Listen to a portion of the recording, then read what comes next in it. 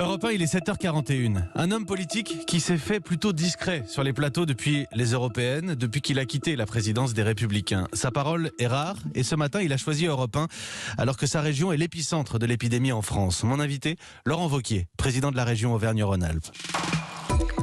Le tête-à-tête. Mathieu Béliard. Bonjour Laurent Wauquiez. Bonjour. La région Auvergne-Rhône-Alpes, donc épicentre de l'épidémie en France. On vient de l'entendre dans le journal. En Savoie, l'épidémie explose. L'hôpital de Chambéry proche de saturer. Comme le disent certains observateurs scientifiques, est-ce qu'il y a des régions peu touchées par la première vague qui ont pris la chose à la légère ? Non, parce qu'en fait, on l'a oublié, mais vous savez, les premiers clusters du Covid, en fait, étaient apparus dans notre région, et notamment en Haute-Savoie. On est une des plus importantes régions de France et donc on s'attendait à ce que ça arrive. Et d'ailleurs, les hôpitaux comme Grenoble, mais aussi des hôpitaux de montagne tels que Bonneville dans la vallée de l'Arve ou sur le territoire auvergnat au Puy-en-Velay, s'étaient préparés et avaient fait beaucoup d'efforts pour augmenter le nombre de lits de réanimation. Donc on savait que sur cette deuxième vague, on serait pas épargné. Et quand on a des villes comme Lyon, Grenoble, Clermont-Ferrand, Saint-Étienne, c'était malheureusement attendu de notre part que la deuxième vague nous touche aussi. Et il faut organiser déjà des évacuations, des transferts de patients qui quittent la région Auvergne-Rhône-Alpes. En fait, ce qui pour nous a changé entre le premier virus et le deuxième virus, c'est que sur le premier virus, on avait des territoires qui étaient moins touchés. Et donc, on a fait jouer la solidarité à l'intérieur de la région. Là, la quasi-totalité des départements sont atteints. Et notre région, au fond, est un signal. Cette deuxième vague, elle nécessite qu'on soit vraiment tous sur le pont. Parce qu'elle est, en tout cas chez nous, largement aussi importante et aussi dangereuse que la première, voire plus. C'est pour ça qu'on essaye, nous, au niveau de la région, de faire tout ce qu'on peut pour essayer de protéger nos habitants. Il y a, par exemple, en milieu de semaine, j'étais en lien avec les infirmières libérales. Elles commencent à avoir des besoins en termes de blouses, de gants. On va les fournir. Tout à l'heure, on va assurer une livraison sur les maisons de retraite. On manque de matériel dans les hôpitaux, Laurent Wauquiez ? J'ai pas dit dans les hôpitaux. Et je vais y revenir. Ce sont les libérales. En tout cas, ce que moi je constate sur le terrain, c'est qu'on commence à avoir des tensions, notamment sur les maisons de retraite, sur les infirmières libérales. Et de la même manière qu'on l'avait fait sur la première vague, la région achète du matériel et on essaye de fournir en temps réel pour pouvoir compenser ce qui vient pas du national. Vous m'interrogez sur les hôpitaux. Dans les hôpitaux, notre préoccupation, c'est le personnel.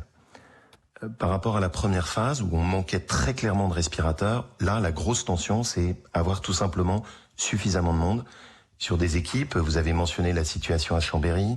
On peut aussi parler de l'hôpital de Firminy, de Saint-Étienne, où il y a vraiment un épuisement. Et donc, du coup, ce qu'on va faire, nous, c'est mobiliser complètement nos étudiants infirmiers. Donc la décision a été prise, les écoles d'infirmiers dépendent de la région.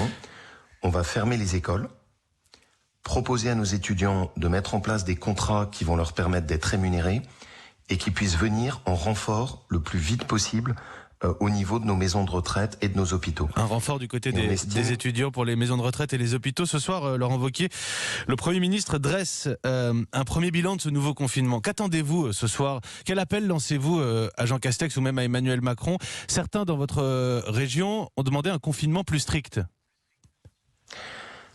Je pense d'abord que notre premier sujet, c'est de tout faire pour améliorer le suivi du confinement, et notamment sur un point qui est pour moi ma grosse préoccupation, nos écoles, nos collèges, nos lycées. Je me déplace beaucoup dans nos établissements scolaires, et ce qui est très clair, c'est que le protocole sanitaire de l'éducation nationale n'est pas à la hauteur et pas suffisant. Et il y a notamment un angle mort, et je comprends pas pourquoi est-ce qu'en France on s'en saisit pas, c'est la question de la purification de l'air. Alors, je suis pas un expert scientifique, mais quand on lit ce que nous disent les experts, il est évident que le Covid circule par le biais de l'air, en se posant sur des particules qui organisent la circulation dans l'air. En Allemagne, depuis 8 mois, ils ont mis en place des appareils pour purifier l'air en continu. Vous allez aujourd'hui dans une cantine, vous allez dans une salle de classe, avec tous les élèves qui sont entassés les uns sur les autres, c'est évident qu'il faut qu'on installe ces appareils. Vous avez annoncé que vous alliez les installer au moins dans les cantines, dans les lycées de la région Auvergne-Rhône-Alpes. Ça représente quel investissement pour la région, ces purificateurs d'air ? pour nous, c'est un très gros investissement. On est rien que sur une première phase uniquement pour les cantines de 10 millions d'euros. Et donc je lance vraiment un appel à Jean Castex pour que, enfin, dans la stratégie nationale française, on se saisisse du sujet.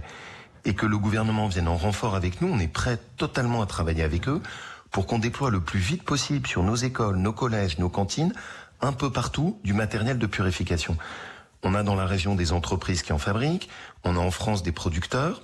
Ce sont des technologies qui sont utilisées dans les laboratoires, dans les hôpitaux.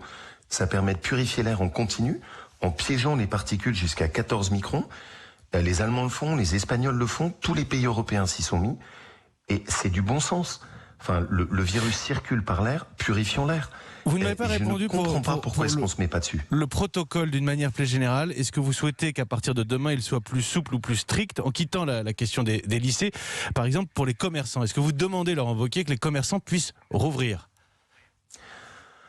Vous savez, je fais le point très régulièrement et encore avant-hier, j'étais avec les commerçants d'Annecy. La situation des commerçants est terrible. Et on évoque souvent uniquement leur situation professionnelle, mais quand vous êtes commerçant indépendant, l'impact il est immédiat sur votre famille, sur comment vous pouvez payer votre logement, comment vous payez vos emprunts à la banque. Donc on a une situation qui est catastrophique. Mais la décision d'ouvrir ou de fermer, c'est pas à moi de la prendre. C'est le gouvernement au vu des résultats nationaux et pas uniquement au vu d'une région. En revanche, j'ai quelque chose que je peux dire ce matin sur votre plateau. Ce qu'il faut que le gouvernement décide, c'est la suppression des charges. Parce que sinon, on va amener les commerçants petit à petit à la mort. Et ils vont être reportés les charges, leur faire des emprunts. C'est pas ça qui va les sauver. Et il faut adopter un principe très clair. En période de confinement, pas de charges. Parce que sinon, ils seront étranglés. Et la deuxième chose, parce que celle-là, c'est ce que j'attends ce soir, c'est qu'il y a un discours de vérité. Il y a 15 jours, quand le président de la République, les différentes autorités se sont exprimées, j'ai eu un peu le sentiment que pour faire passer la pilule, on disait « vous inquiétez pas, si tout se passe bien, dans 15 jours, on va assouplir ». Personnellement, je n'y ai pas cru. Parce que je vois bien la situation sur le terrain, je vois bien ce qui se passe. Et je pense que dans cette période, il vaut mieux privilégier un discours de clarté, de vérité, de courage, plutôt que de faire semblant de dire aux gens vous inquiétez pas, peut-être que dans 10 jours, tout va revenir à la normale. Justement, la situation, elle est grave. Et il faut qu'on la traite comme ça. Sur la gestion justement de cette crise sanitaire, il y a un équilibre difficile entre la communication et les décisions, entre les décisions qui touchent au sanitaire, celles qui touchent à l'économie. Le ton est même monté entre le gouvernement et les élus locaux, certains de votre région notamment. Comment est-ce que vous qualifiez la méthode employée par le gouvernement ? Vous savez, je pense que vous l'avez compris dans ce qu'on cherche à porter dans notre région. Mon sujet n'est pas de faire des polémiques, mais plutôt qu'on puisse travailler en commun, comme je le propose au gouvernement sur les purificateurs. Et le sujet n'est pas de qualifier leur communication ou ce genre de choses. Sur le terrain, tout ça, c'est un peu dérisoire.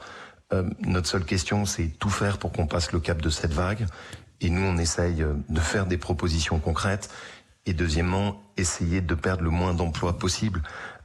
Mon obsession dans la région, j'essaye de travailler avec évidemment tous les ministres, on essaye de contribuer positivement. Ma question à moi, c'est pas de commenter leur communication, sincèrement je m'en fiche un peu. Alors Laurent Wauquiez, la région justement, alors allons-y justement sur la région Auvergne-Rhône-Alpes. Je voudrais vous parler de votre région et des autres. Il y a des élections qui sont prévues en mars, on semble se diriger vers un report au mois de juin. C'était inéluctable, c'est la bonne décision Laurent Wauquiez que de reporter le scrutin des régionales? Vous voyez, et pardon, c'est normal que vous me posiez la question, mais tous ceux qui passent du temps en ce moment sur ce sujet de quand on va avoir l'élection, est-ce qu'on fait un vote par correspondance, par correspondance, tout ça honnêtement est assez indécent. Donc que le gouvernement décide une bonne fois pour toutes et qu'on passe à autre chose. Moi, mon problème, c'est d'avoir des blouses, c'est d'avoir des gants, c'est d'avoir du renfort dans les hôpitaux, c'est qu'on puisse sauver notre commerce de proximité, c'est qu'on travaille aussi pour aider nos industries à saisir peut-être des opportunités dans la crise. Parce qu'il y en a. Mais c'est presque un programme, ça, pour des élections, justement. Parce que si c'était au mois de mars, si la question se pose pour le mois de mars, c'est que ça arrive très vite, Laurent Wauquiez. D'ailleurs, vous n'avez même pas dit si vous seriez candidat ou pas jusqu'à présent.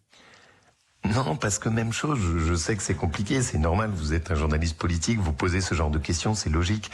Mais vous comprenez bien que je vais pas là me prononcer sur un calendrier électoral, un mode d'élection et ce genre de choses. Enfin, il y a un moment, il faut que les élus prennent la mesure de ce qui se passe. La seule chose qu'attendent ceux qui nous écoutent, c'est en quoi vous pouvez être utile dans la période. C'est tout. Là, qu'est-ce que vous pouvez faire de concret? Et il y a des choses concrètes qu'on peut faire. Je vais vous donner un exemple. En matière économique, nos commerçants, aidons-les pour pouvoir continuer à travailler même dans la période. Vous avez fait juste avant dans votre matinale des très beaux reportages pour qu'on puisse accompagner des restaurateurs pour faire de la vente à emporter. Nous, on travaille avec nos toques blanches à Lyon pour les accompagner là-dessus et acheter du matériel. Aider nos commerçants pour pouvoir se déployer dans le digital. Le gouvernement met 500 €. Nous, on a décidé de tripler l'argent qui est consacré pour aider les commerçants, même dans la période, à travailler. Et puis, parce que je veux aussi qu'il y ait des signaux d'espoir. Il y a des gens qui, à l'occasion du confinement, ont réalisé qu'il fallait arrêter d'acheter en Chine. Et on a des industriels chez nous, dans notre région qui est très dynamique économiquement, qui ont décidé de relocaliser de la production. On a par exemple un industriel du textile qui va se mettre à fabriquer avec Salomon et Babola des paires de baskets. Ça n'a pas été fait en Europe depuis 20 ans. Et donc allons chercher aussi ces signaux d'espoir. Et c'est ça les sujets. Laurent Wauquiez, ce sont les sujets sanitaires et économiques et on en a parlé, j'en suis ravi. D'un mot, oui ou non, Laurent Wauquiez, on est au bout. S'il y a un vaccin, il faut qu'il soit obligatoire? En tout cas, il faut se vacciner. Moi, personnellement, je souhaite qu'on prenne toutes les décisions qui seront utiles pour que tout le monde se vaccine. Mais aujourd'hui, il faut d'abord qu'on sache quel vaccin et quel nombre de doses pourront être produites. J'aurais aimé que le vaccin de la grippe puisse être obligatoire. Il n'y avait même pas suffisamment de doses. Merci Laurent Wauquiez. Méthode et tout faire pour protéger. Merci beaucoup. Merci Laurent Wauquiez. Ça faisait longtemps qu'on vous avait pas entendu sur une radio nationale. Laurent Wauquiez, président de la région Auvergne-Rhône-Alpes, invité du Tête à Tête Europe Matin à la région Auvergne-Rhône-Alpes, épicentre de l'épidémie aujourd'hui.